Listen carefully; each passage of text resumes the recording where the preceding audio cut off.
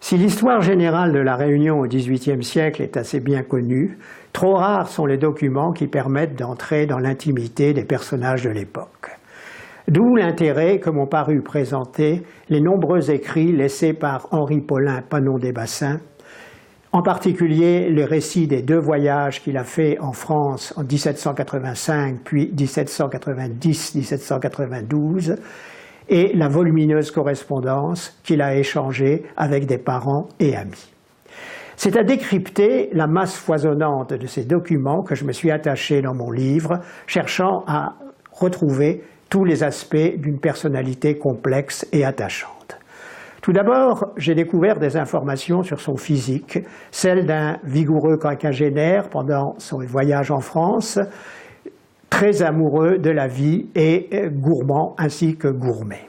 Puis sur sa position financière et sociale, celle d'un très riche propriétaire possédant en 1800 plus de 400 esclaves et disposant en métropole d'un impressionnant réseau de relations.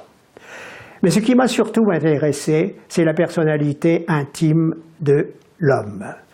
D'abord, un homme qui s'avère être un père attentif et attentionné, très soucieux de l'éducation et de la réussite des 7 enfants qui, un moment, l'accompagnaient en métropole. Puis un homme très curieux de tout, très avide de connaître tous les aspects du monde nouveau qu'il découvrait, depuis les fastes de Versailles jusqu'aux quartiers les plus humbles de Paris. En suivant pas à pas Henri Paulin, j'ai ainsi découvert un très fin observateur de la société de l'époque, jamais dépourvu de sens critique, voire d'une certaine causticité, et en même temps fortement imprégné de l'esprit des Lumières, catholique sans outrance et surtout franc-maçon convaincu. Mais cet homme, il a été confronté à un véritable cataclysme social et politique, celui des débuts de l'époque révolutionnaire. Quelles furent ses réactions à ce phénomène, allant du rejet à certains enthousiasmes? Telles sont les questions que j'ai également essayé d'aborder dans mon travail.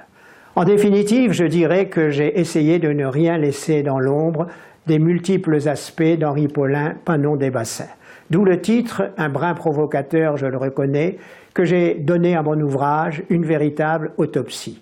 L'autopsie d'un homme foncièrement insulaire, foncièrement bourbonnais et fier de l'être, mais en même temps très représentatif de l'esprit de son temps, l'époque des Lumières.